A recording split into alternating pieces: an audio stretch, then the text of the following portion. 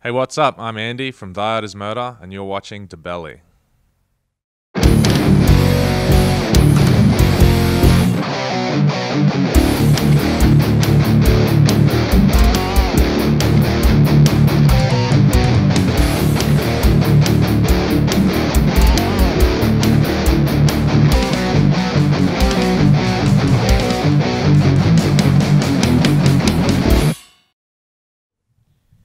Hi, this is Dave from DaBelly. Today we're going to talk to Mr. Andy Marsh. Thy Art Is Murder. Welcome back to Phoenix. It's good to be back. It is not too hot today, only 97 as opposed to 107, so I'm stoked.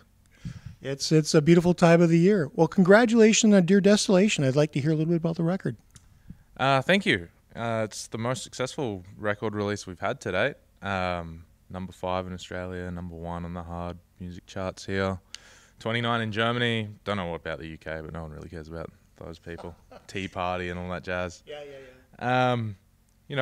We worked real hard on it, and it's good. I mean, it's nearly a year since we started working on it.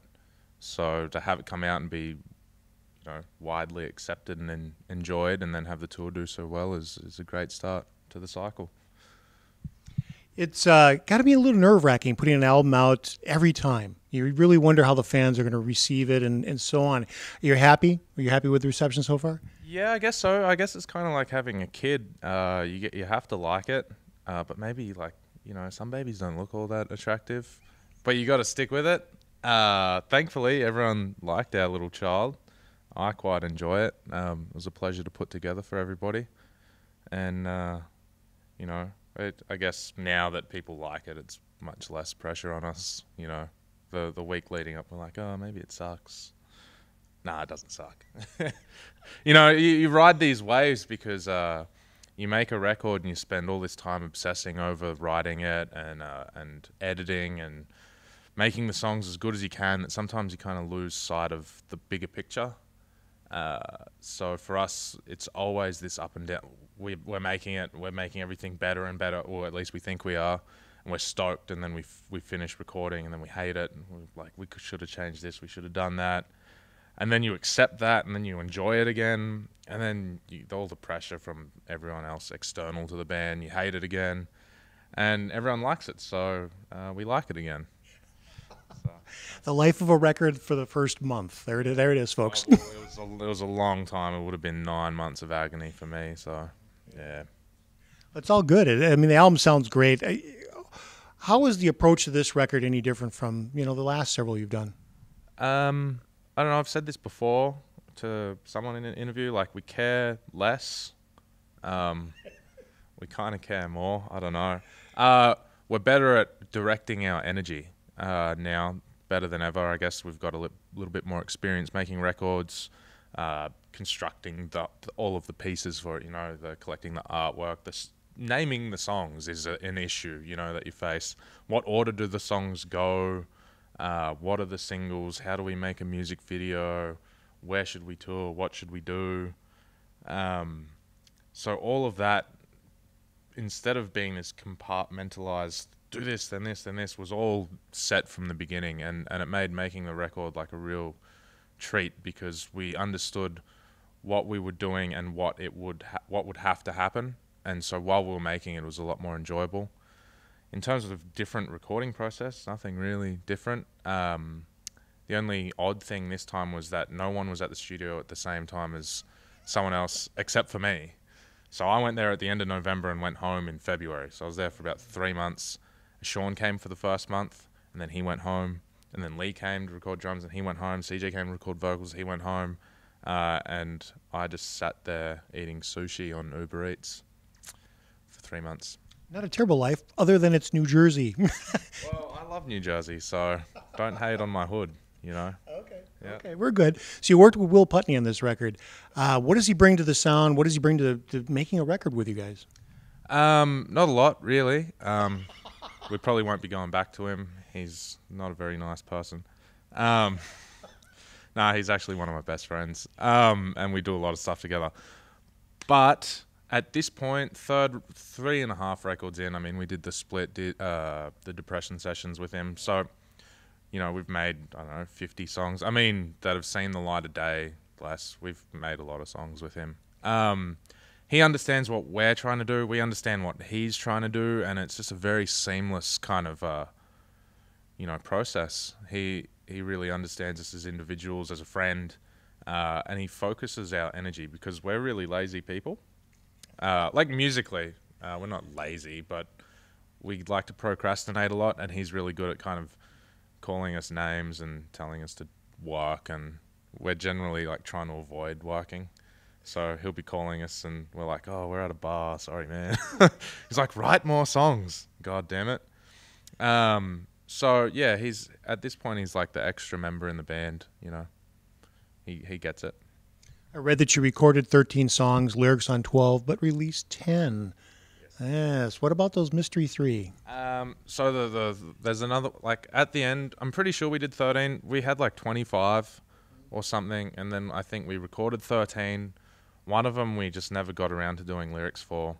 Then we did lyrics for 12, and then picked 10. The other 2, we weren't 100% on like the song structure, or for one of them we're like, it kind of is a little bit repetitive, not in the song itself, but like rehashed ideas too much from the previous album.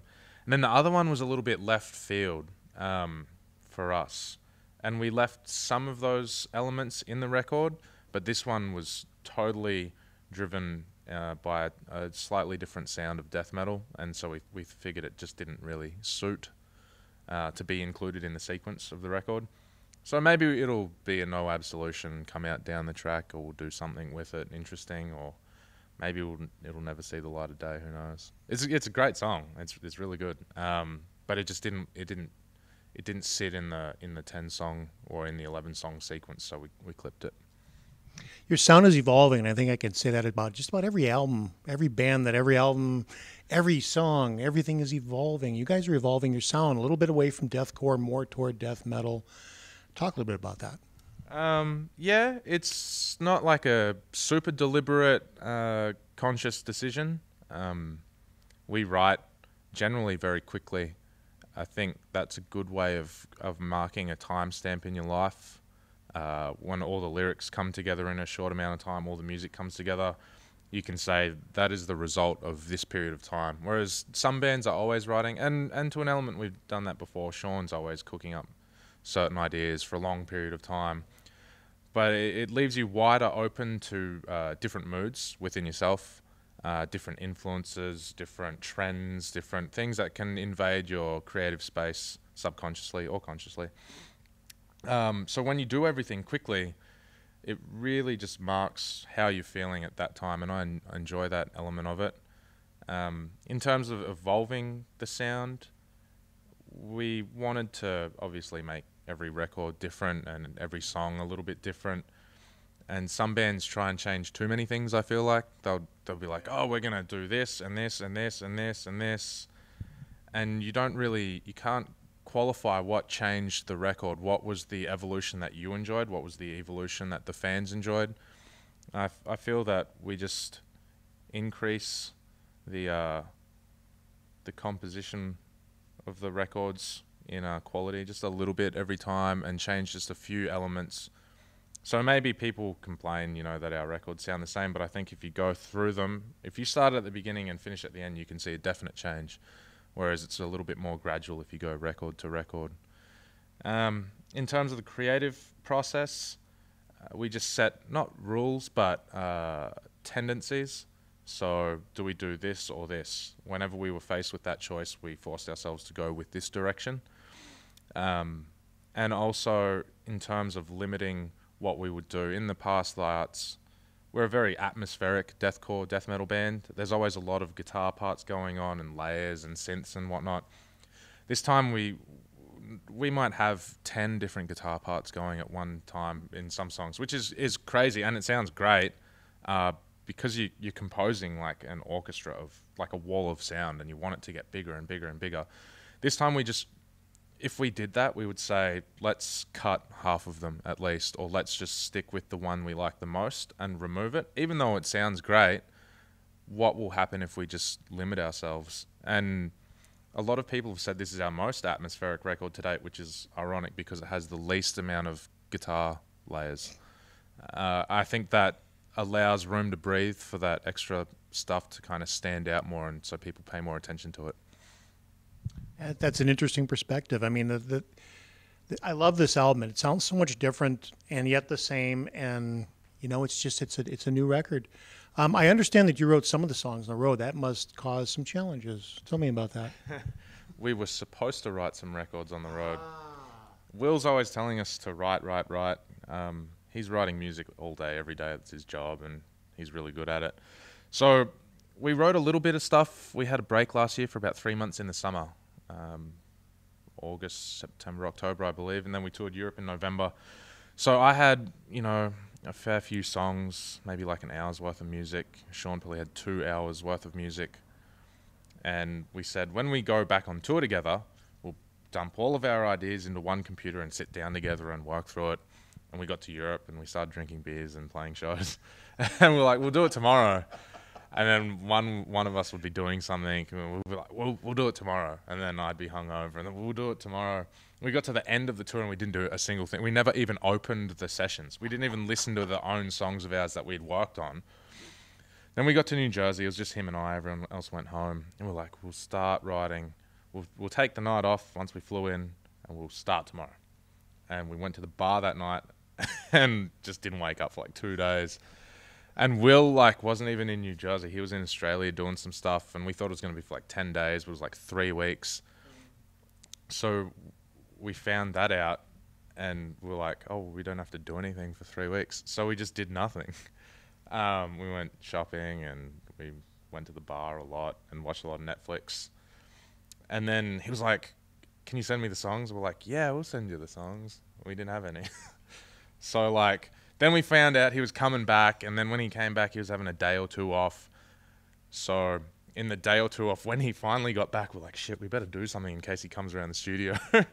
And we did everything in those couple of days, and then we did the pre-production in 3 or 4 days, putting the rest of the songs together. And then Sean recorded. He always records all the rhythm guitars and the bass. He did that in 4 or 5 days, and then he went home for Christmas. So it was chaos and procrastination. You mentioned this already. Most successful release. This album is taking you everywhere in the world. Hong Kong, Johannesburg, Israel. Israel for the first time, right? Yes. Israel, Johannesburg. We're going to Japan in the end of January next year. And, going to heaps of faraway places, which is always fun. You write a good record, it keeps you on the road. That's kind of the way it turns out. Yeah, I hope so. I mean, I got 2 years in front of me with nothing to do if this tanks, so, cross our fingers. No, we're actually starting to book stuff into 2019, so looking pretty busy. Pretty busy. So for you at home, being on the road is hectic right here. Yeah. You guys got stuck in Houston with that hurricane coming in, didn't you? We escaped, luckily, just in time. The venue that we played was underwater the next day, I guess. So we packed everything up really, really quickly. Well, I didn't. Our very hard-working crew did all of that. I probably sat inside the bus and smoked cigarettes. No, so a friend of ours, a great guitar player from Australia called Pleeny's on tour at the moment as well. And we were in the same cities in Texas on the same days, which is a rarity. And we didn't get to see him play. He didn't get to watch us play. But their driver is a friend of ours, and they got out of town a lot earlier than we did. Their show finished early, and they were in downtown, and we were out of the city a little bit. And he was like, yo, pack your shit up, get on the road straight away. There's already half a foot of water everywhere. So we did that, and we bailed out, and then the next day hours later, the highway was closed, getting out of town. So we got to Austin, and then it rained, and I watched my favorite barbecue place in the world burn down. I read that story too. That's heartbreaking. Barbecue's good. I mean, no one ever wants to lose barbecue. No one does, especially Franklin barbecue. So at 5 a.m. I woke up and stood in the rain and watched it smoldering. I was the only person there, and the fire department. Yep. And the barbecue probably wasn't ready. Well, yeah, it was really funny. So the line there, it's world famous. You got to line up for 7, 8 hours. So I got up at 5 a.m. Same thing I did last year. I'm walking down the street, and it's a hurricane, so it's pissing down with rain and windy, and I'm smoking a cigarette, walking down the street, slept for an hour, and there's like hoses all over the road. I'm like, oh, this is real weird. And there was no one in the line, and I'm like, oh, it's a hurricane, no one wants to get barbecue. And then this police officer was like, yo, you can't come any closer. And like at this point, the rain has extinguished my cigarette, and I just throw it on the floor. I'm like, no, you don't understand. There's barbecue. I have to get in the line. And he's like, what? I'm like, there's no one in the line. I'm the first person. This is the best moment of my life. You have to let me by.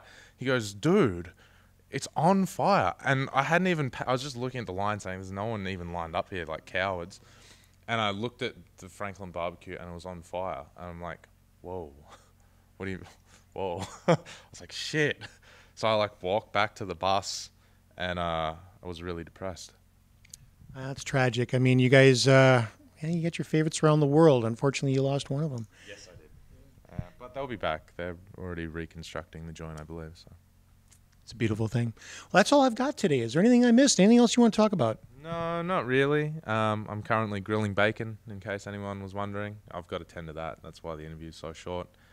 No, thanks for liking the record. If you hate it, then fuck you. But if you like it, then let's be friends. And we'll see you on tour around the world. We're not stopping for the next 24 months.